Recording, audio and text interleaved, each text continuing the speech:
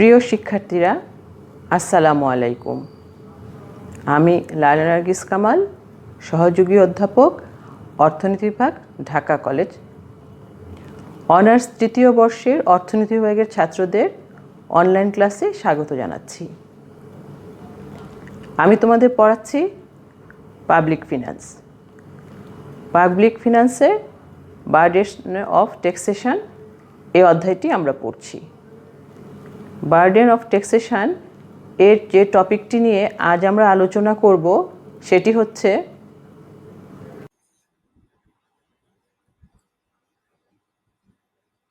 Principles of taxation এর benefit approach or voluntary exchange approach theory সম্পর্কে আজ আমরা পড়ব। তো প্রথমে আমরা জানব যে প্রিন্সিপালস অফ ট্যাক্সেশনটা কি।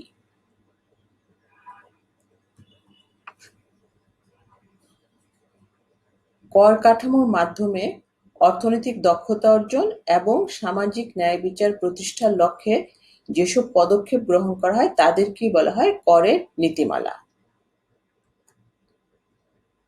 এক্ষেত্রে গৃহীত বিভিন্ন পদক্ষেপ করভার বন্টনকে অগ্রাধিকার দেয় বলে একে করভার বন্টনের নীতিমালাও বলা হয়। অর্থাৎ আমরা যে করের নীতিমালাগুলো পড়েছি সেগুলো আসলে দেখা যায় যে এখানে কর ভারের যে একটি বিষয় আছে সেইটিকে অগ্রাধিকার দেয় এই নীতিমালাগুলোতে, সেজন্য এটাকে করভার বন্টনের নীতিমালা হিসাবেও অবহিত করা হয়ে থাকে। করের নীতিমালা এবং করভার বন্টনের নীতিমালা মূলত এক হলেও করভার বন্টনের নীতিমালা আরো কিছুটা সুনির্দিষ্টভাবে আমরা সংজ্ঞায়িত করতে পারি।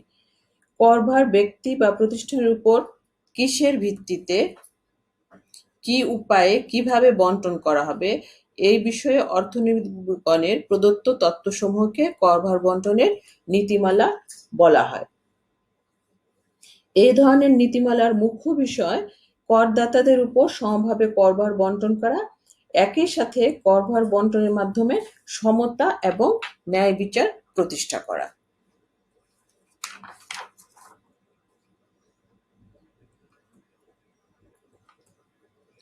বিভিন্ন অর্থনীতিবিদগণ করভার বন্টনের বিভিন্ন তত্ত্ব দিয়েছেন, সেগুলো হচ্ছে benefit approach or voluntary exchange approach, ability to pay approach এবং কস্ট অফ সার্ভিস অ্যাপ্রোচ।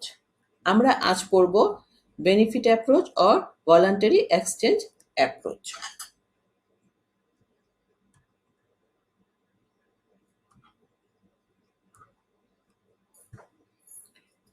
যেটিকে আমরা আবার উপকার তত্ত্ব বা স্বেচ্ছা বিনিময় তত্ত্ব হিসাবেও চিনি।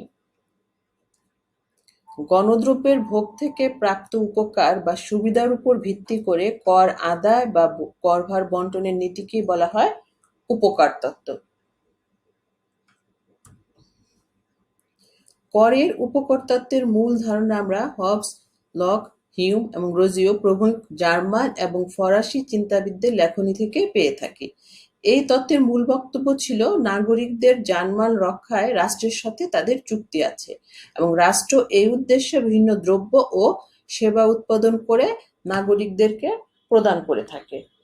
অর্থাৎ এখানে বলা যায় যে রাষ্ট্র জনকল্যাণে গণদ্রব্য উৎপাদন, বিলি বন্টন করবে, জনগণ এসব দ্রব্যের উৎপাদন মেটানোর জন্য স্বেচ্ছায় মূল্য পরিশোধ করবে, যা এ ধরনের অলিখিত চুক্তির মতোই। পরবর্তীতে বিভিন্ন অর্থনীতিবিদগণ এই তত্ত্বটির উন্নয়ন সাধন করেন।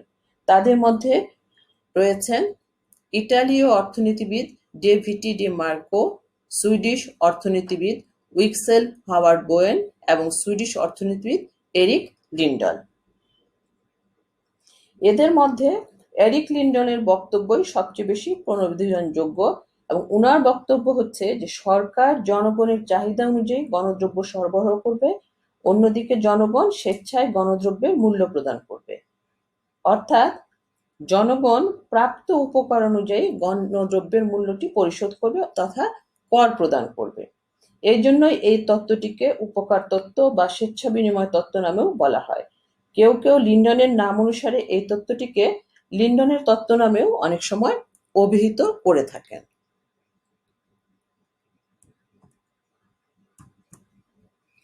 রাষ্ট্রের যে বাজেট শাখার বন্টন শাখাটি আছে তার গুরুত্বপূর্ণ সমস্যা হচ্ছে দুটি। প্রথমত, ব্যক্তির পছন্দের ভিত্তিতে সামাজিক অভাব পূরণের জন্য দ্রব্য ও সেবা উৎপাদন কি পরিমাণ সম্পদ বাজেটে অন্তর্ভুক্ত রাখতে হবে। অর্থাৎ জনগণের পছন্দের ভিত্তিতে সামাজিক অভাবগুলো পূরণ করার জন্য যে দ্রব্য এবং সেবা উৎপাদন হবে সেটার জন্য কি পরিমাণ সম্পদ বাজেটে রাখবে, এবং দ্বিতীয়ত হলো যে এই যে উৎপাদিত দ্রব্য এবং সেবার ব্যয় কিভাবে কর দ্বারা মেটানো যাবে। এ দুটো হচ্ছে আমাদের বাজেটের বন্টন শাখার গুরুত্বপূর্ণ সমস্যা। উপকার তত্ত্বের যে প্রবক্তাগণ আছেন তারা করভার বন্টনের বিষয়টিকে এই বাজেটের বন্টন শাখার সাথে যুক্ত করে দিয়েছেন। এই ব্যাপারে আমরা লিন্ডন যে কথা বলেছেন সেটি এখন জানব। এখানে ওনার মূল বক্তব্যটি ছিল যে গণদ্রব্যের উৎপাদন, বন্টন ও দাম নির্ধারণের বিষয়টিকে অধ্যাপক লিন্ডন বাজেটের বন্টন শাখার সাথে যুক্ত করেন এবং একই সাথে গণদ্রব্যের উৎপাদন, বন্টন ও দাম নির্ধারণের ভারসাম্য অবস্থাটি তিনি নির্ণয় করেন। লিন্ডনের মতে গণদ্রব্য উৎপাদনে সম্পদ বরাদ্দ করতে ও গণদ্রব্যের দাম নির্ধারণ করতে গিয়ে যে কোনো সরকারের বাজেটের বন্টন শাখায় 3 ধরনের সমস্যা দেখা দেয়। তাই সরকারকে 3টি মৌলিক সমস্যার বা মৌলিক প্রশ্নের সম্মুখীন হতে হয়। অর্থাৎ উনি বলেছেন যে গণদ্রব্য যখন উৎপাদন করতে যাবে তখন সেটি উৎপাদনের জন্য সম্পদ বরাদ্দ করা এবং দাম নির্ধারণ করতে গিয়ে বাজেটের যে বন্টন শাখা আছে তাদেরকে বিভিন্ন সমস্যার সম্মুখীন হতে হয়, এবং এই সমস্যাটিকে উনি 3টি ভাগে ভাগ করে 3টি মৌলিক প্রশ্নের কথা উনি এখানে আলোচনা করেছেন।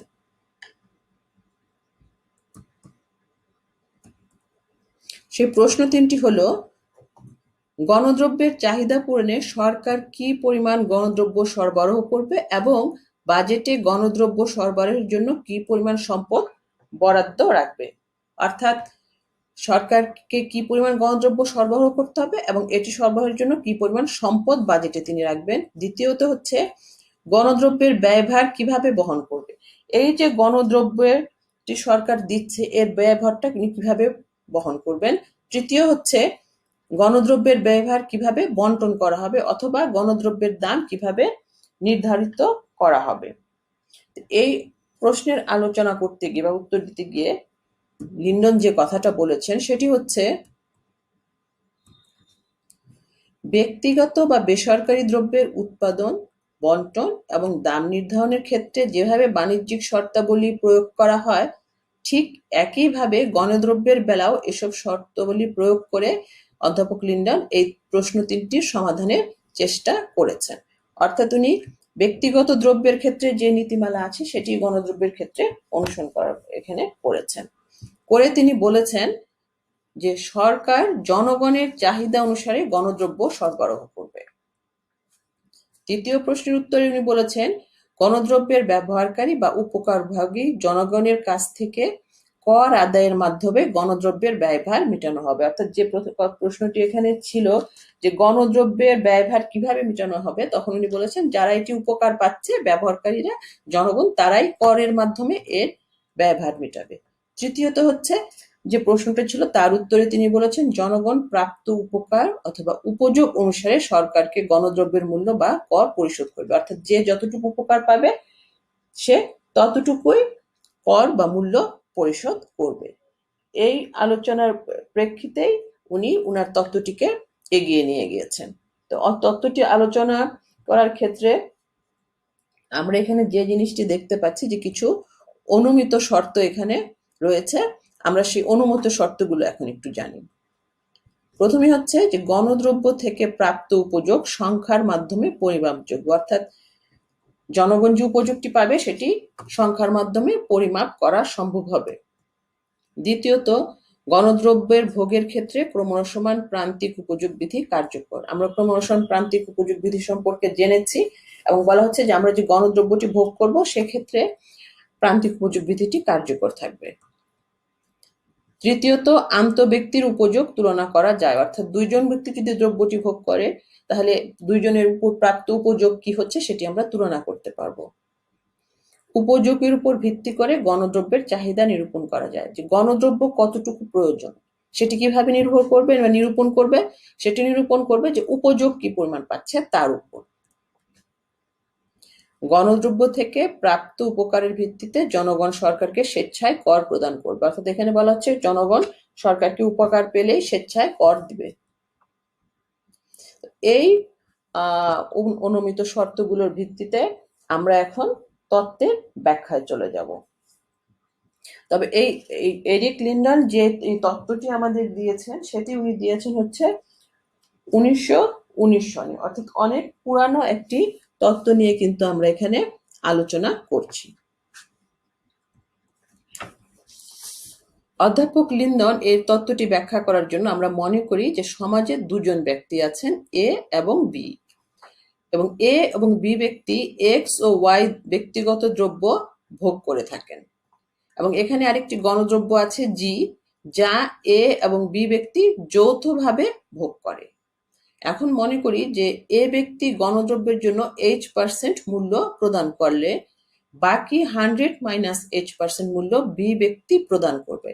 অর্থাৎ এখানে একটু কথা খেয়াল করো, যে কথাটি আমরা এখানে বললাম যে সমাজে ব্যক্তি দুজন, ব্যক্তিগত দ্রব্য দুটি, কিন্তু গণদ্রব্য হচ্ছে একটি জি, যে গণদ্রব্যটি এ এবং বি দুজনে মিলিতভাবে ভোগ করবে। এখন যদি এ ব্যক্তি সেই গণদ্রব্যের জন্য H% মূল্য দিয়ে দেয়, তাহলে বাকি যে 100 - H% রয়ে যাচ্ছে সেটি দিবে হচ্ছে বি, এবং সেক্ষেত্রে যদি এ ব্যক্তি গণদ্রব্যের মূল্য প্রদানের শেয়ার 100% এর দিকে ধাবিত হয়, তাহলে বি ব্যক্তির মূল্য প্রদানের শেয়ার শূন্যের দিকে ধাবিত হবে। অর্থাৎ যদি এই ব্যক্তি গণদ্রব্যের মূল্য হিসাবে পুরোটাই প্রায় দিয়ে দেয়, তাহলে কিন্তু বি ব্যক্তি সেখানে মূল্য হিসাবে শেয়ার শূন্যের দিকে চলে আসবে।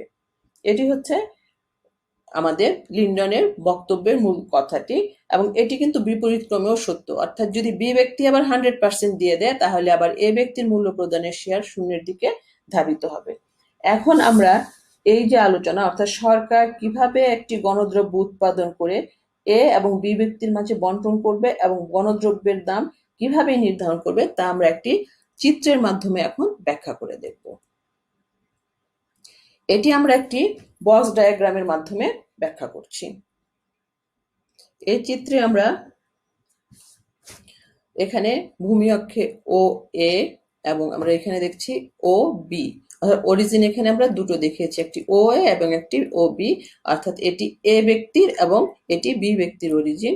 এবং এখানে আমরা ভূমি অক্ষের নিচে এবং উপরে দুই জায়গায় দেখিয়েছি ইউনিট অফ পাবলিক গুডস বা গণদ্রব্যের পরিমাণ এখানে দেখানো হয়েছে। এখানে ও এ থেকে ওয়াই উপরের দিকে দেখিয়েছি আমরা percentage of cost contributed by A, অর্থাৎ এ ব্যক্তি গণদ্রব্য ভোগ করে কতটুকু পার্সেন্টেজ শেয়ার সে মূল্য হিসাবে পরিদান দিতে চায় বা কর কতটুকু সে দিতে প্রস্তুত, সেটি আমরা এভাবে দেখিয়েছি নিচ থেকে উপরের দিকে। আর আমরা এক্সিসের ডান দিকে দেখাচ্ছি percentage of cost contributed by B, অর্থাৎ বি ব্যক্তি গণদ্রব্য ভোগ করে কি পরিমাণ মূল্যের শতকরা অংশ বা সে দিতে চায়, সেটি আমরা দেখিয়েছি এই দিক থেকে এই দিকে। অর্থাৎ ও বি এটি অরিজিন যেহেতু ব্যক্তির, তাই এটি উপর দিক থেকে নিচ দিকে আমরা এটি দেখিয়েছি। এম ইউ এ, এটি হচ্ছে আমাদের এ ব্যক্তির প্রাপ্ত উপকার বা প্রান্তিক উপযোগ নির্দেশক রেখা, এবং এম ইউ বি যে রেখাটি আমরা দেখছি সেটি হচ্ছে বি ব্যক্তির প্রাপ্ত উপকার বা প্রান্তিক উপযোগ রেখা। এম ইউ এ এবং এম ইউ বি এই দুটো রেখার আকৃতি দেখে আমরা বোঝা যাচ্ছে যে এখানে ক্রমহ্রাসমান প্রান্তিক উপযোগ বিধি কার্যকর, এবং এই রেখা দুটি আবার গণদ্রব্যের জন্য এ এবং বি ব্যক্তির চাহিদা হিসাবেও বিবেচিত হচ্ছে। এখন আমরা দেখি যে সরকার কি পরিমাণ গণদ্রব্য সরবরাহ করলে এ ও বি ব্যক্তির জন্য গণদ্রব্যের চাহিদা এবং যোগান সমান হবে। আমরা প্রথমে মনে করি যে সরকার এ এবং বি ব্যক্তির জন্য ও এ এস পরিমাণ বা ওয়াই টি পরিমাণ গণদ্রব্য সরবরাহ করার সিদ্ধান্ত নিল। এক্ষেত্রে সরকারের মোট ব্যয় হচ্ছে আমাদের এস টি পরিমাণ। এখন এ ব্যক্তি এই ও এ এস পরিমাণ দ্রব্য ভোগ করে এস কিউ পরিমাণ মূল্য পরিশোধ করার জন্য আগ্রহী বা মূল্য পরিশোধ করবে, আর বি ব্যক্তি এই ও এ এস কিংবা ওয়াই টি যেটাই আমরা বলি না কেন দ্রব্য ভোগ করে T টি আর পরিমাণ মূল্য পরিশোধ করতে চাচ্ছে। তাহলে এখানে আমরা দেখতে পাবো যে এই যে আমাদের S A Q plus T R is greater than ST, অর্থাৎ গণদ্রব্যের জন্য সরকারের যে ব্যয় এসটি তার থেকে এ এবং বি ব্যক্তি দুইজনেই আরো অধিক পরিমাণ মূল্য পরিশোধ করতে আগ্রহী। এটাকে যদি আমরা একটু পার্সেন্টেজের আকারে তোমাদেরকে দেখাই তাহলে দেখাতে পারছি যে এ ব্যক্তি ও এস পরিমাণ দ্রব্য ভোগ করে 82% মূল্য সে দিতে রাজি আছে। 100%-এর মাঝখানে সে 82% এখানে দিতে চাচ্ছে। আবার বি ব্যক্তি সেই একই পরিমাণ দ্রব্য ভোগ করে আমরা দেখতে পাচ্ছি এখান থেকে এই পর্যন্ত 76% সে দিতে রাজি আছে মূল্য। তাহলে এখন আমাদের সরকারের ব্যয় ছিল হচ্ছে 100%, আর এ ব্যক্তি দিতে চাচ্ছে 82%, আর বি ব্যক্তি দিতে যাচ্ছে 76%। তাহলে এই দুইজনের যদি আমরা যোগ করি তাহলে দেখি দুইজন মিলে তারা খরচে দিতে চাচ্ছে 158%, অর্থাৎ যেটি কিনা সরকারের 100% থেকে অনেক বেশি। তাহলে এখানে বোঝা যাচ্ছে যে গণদ্রব্যের যতটুক সরকার যোগান দিয়েছে তার থেকে চাহিদা কিন্তু আরো বেশি, কারণ এখানে দেখা যাচ্ছে গণদ্রব্য সরবরাহের জন্য সরকারের মোট ব্যয়ের চেয়েও জনগণ সরকারকে আরো বেশি কর প্রদান করতে ইচ্ছুক বা মূল্য পরিবেশন করতে ইচ্ছুক। সুতরাং এক্ষেত্রে সরকার গণদ্রব্যের সরবরাহ বাড়িয়ে দিবে। তো এক্ষেত্রে আমরা মনে করি সরকার ও ই পরিমাণ কিংবা ওয়াই এফ পরিমাণ গণদ্রব্য সরবরাহ করছে। তো এই অনুযায়ী দেখা যায় যে এখানে এম ইউ এ যে আমাদের এই ব্যক্তির চাহিদা রাখা আছে সেই অনুযায়ী এ ব্যক্তি ই ভি পরিমাণ মূল্য পরিশোধ করতে ইচ্ছুক বা কর পরিশোধ করতে ইচ্ছুক সেই এখান থেকে, আর বি ব্যক্তি ওয়াই এফ পরিমাণ দ্রব্য সামগ্রী ভোগ করে এফ ইউ পর্যন্ত মূল্য পরিশোধ করতে আগ্রহী। অর্থাৎ এখানে দেখা যাচ্ছে যে সরকারের এই ও ই পর্যন্ত দ্রব্য সামগ্রী গণদ্রব্যের যোগান দিয়ে খরচ হচ্ছে ই এফ পরিমাণ, কিন্তু সেখানে এ ব্যক্তি পরিশোধ করতে যাচ্ছে ই ভি পরিমাণ আর বি ব্যক্তি পরিশোধ করতে যাচ্ছে এফ ইউ পরিমাণ। এইখানের যে অংশটুকু এইটুকু কিন্তু কেউই পরিশোধ করতে চাচ্ছে না বা পরিশোধ করছে না। তাহলে দেখা যাচ্ছে যে এখানে সরকারি কিন্তু আসলে একটি ক্ষতির সম্ভাবনা রয়ে যাচ্ছে। এটিকেও আমরা পার্সেন্টেজের আকারে যদি একটু দেখি যে ও ই পরিমাণ দ্রব্য সামগ্রী ভোগ করে এ ব্যক্তি 24% ব্যয় নির্বাহ করতে চাচ্ছে আর বি ব্যক্তি চাচ্ছে 18% ব্যয় নির্বাহ করতে। অর্থাৎ দেখা যাচ্ছে যে দুজনে মিলে 42% খরচ বহন করতে যাচ্ছে, যেখানে সরকারের এর পিছনে যদি 100% ব্যয় হয় সেখান থেকে মাত্র 42% দুজনে মিলে দিতে পারছে। তাহলে সরকার এখানে অবশ্যই লোকসানের সম্মুখীন হয়ে যাবে। সুতরাং দেখা যাচ্ছে যে এক্ষেত্রে গণদ্রব্যের সরবরাহের তুলনায় চাহিদা কম এবং জনগণ সরকারকে যে পরিমাণ কর প্রদান করতে চায় তা দিয়ে সরকারের গণদ্রব্যের ব্যয়ভার বহন করতে পারছে না। সেই জন্য সরকার এখানে কি করবে? সরকার এখানে গণদ্রব্যের সরবরাহ কমানোর সিদ্ধান্ত নেবে। এক্ষেত্রে সরকার এসে আমরা দেখতে পাচ্ছি যে ও এম পরিমাণ কিংবা ওয়াই এন এই পরিমাণ গণদ্রব্য সরবরাহ করবে এবং এই পরিমাণ গণদ্রব্য সরবরাহ করার পরে আমরা দেখতে পাচ্ছি যে এখানে এ ব্যক্তি এম পি পরিমাণ আর বি ব্যক্তি এন পি পরিমাণ কর প্রদান করতে বা খরচ বহন করতে ইচ্ছুক। অর্থাৎ সরকারের যে মোট ব্যয় হয়েছে গণদ্রব্য সরবরাহ করে ও এম পরিমাণ গণদ্রব্য সরবরাহ করতে গিয়ে সরকারের ব্যয় হয়েছে এম এন পরিমাণ, তার মাঝখান থেকে এ ব্যক্তি দিতে যাচ্ছে এম পি পরিমাণ আর বি ব্যক্তি দিতে পারছে এন পি পরিমাণ। তাহলে আমরা M P plus N P যদি করি তাহলে সেটা ইকুয়াল টু হয় এন এম বা এম এন এর সমান। অর্থাৎ এখানে আমরা বলতে পারি যে ও এম পরিমাণ যদি গণদ্রব্য সরকার সরবরাহ করে তাহলে সরকারের ব্যয় যতটুকু ঠিক ততটুকু খরচেই এ এবং বি ব্যক্তির প্রদত্ত করের মাধ্যমে তুলে আনতে পারে। সুতরাং আমরা বলতে পারি যে এখানে গণদ্রব্যের কাম্য যোগানের পরিমাণটি হবে O M equal to Y N পরিমাণ, যা কিনা যদি দেওয়া হয় তাহলে এ এবং বি ব্যক্তি দুজনেই এই দাম ভারসাম্য দামে আসবে এবং সেই ভারসাম্য দামটি হলো আমাদের এই এ ব্যক্তির জন্য এমপি এবং বি ব্যক্তির জন্য হচ্ছে এনপি পরিমাণ।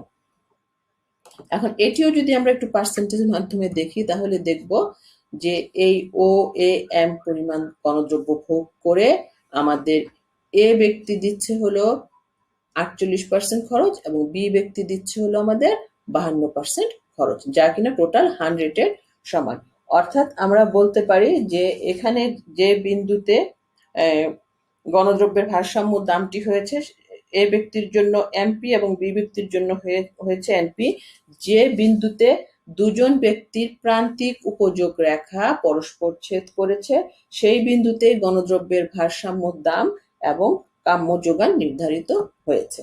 তাহলে আমরা বুঝতে পারলাম যে লিন্ডনের মডেল অনুযায়ী কিভাবে সরকার গণদ্রব্যের যোগান নির্ধারণ করবে এবং গণদ্রব্যের দামই বা কিভাবে নির্ধারণ করা হবে।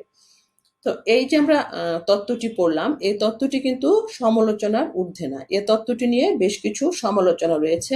এখন আমরা চলো সে সমালোচনাগুলো একটু জানি।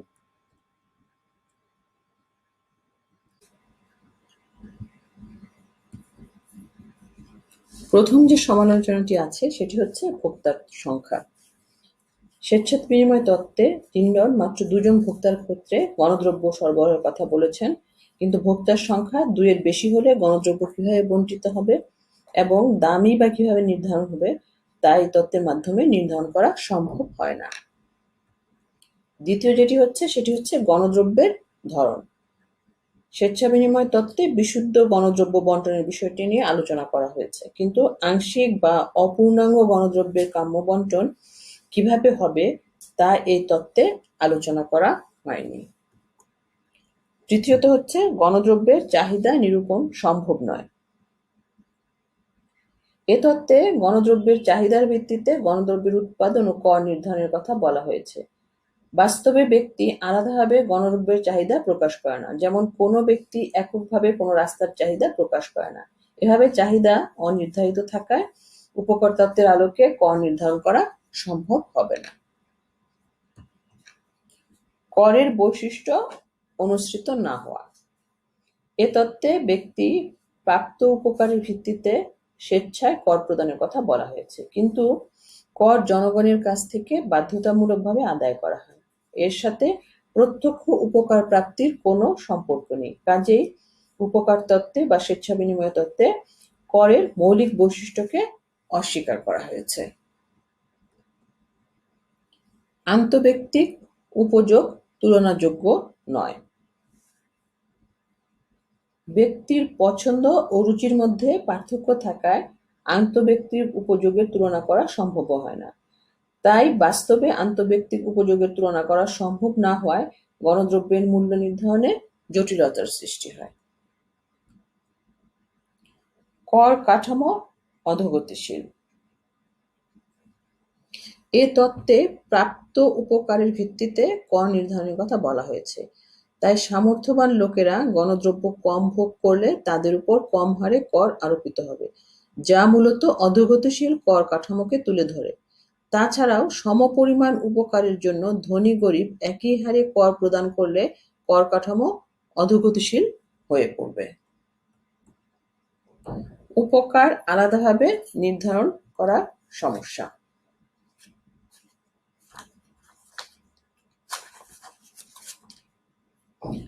গণদ্রব্য থেকে প্রাপ্ত উপকার বা উপযোগ সংখ্যায় পরিমাপ বা প্রকাশ করা যায় না, কারণ উপযোগ হচ্ছে মানসিক একটি পরিতৃপ্তির বিষয়। মানুষের মনকে পরিমাপ করা যায় না, তাই গণদ্রব্য ব্যবহার করে কে কতটুকু উপযোগ পায় তা নির্ধারণ করা যায় না বা নির্ণয় করা যায় না। আর উপকার পরিমাপ করা না গেলে গণদ্রব্য ব্যবহারের জন্য কে কতটুকু দাম দিবে বা কর পরিশোধ করবে তাও নির্ণয় করা যাবে না।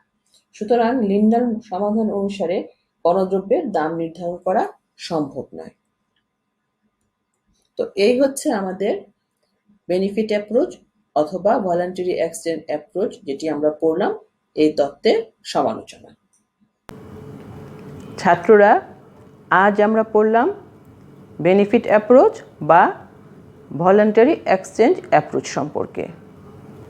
এই তত্ত্বটি আশা করি তোমরা বুঝতে পেরেছ এবং পড়ার সময় এটি বুঝে পড়ার চেষ্টা করবে, তাহলে এটি কোন কোন ক্ষেত্রে প্রয়োগ করা সম্ভব সেই বিষয়গুলো তোমরা খুব সহজেই বুঝতে পারবে।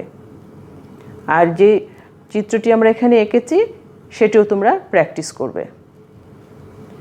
তো তোমরা সবাই সাবধানে থাকবে, বাইরে বের হলে অবশ্যই মাস্ক পরবে, বাসার সহ সবাইকে নিয়ে ভালো থাকো এই প্রত্যাশায় তোমাদের সবাইকে আন্তরিক ধন্যবাদ জানিয়ে আমার ক্লাস আজ এখানেই শেষ করছি।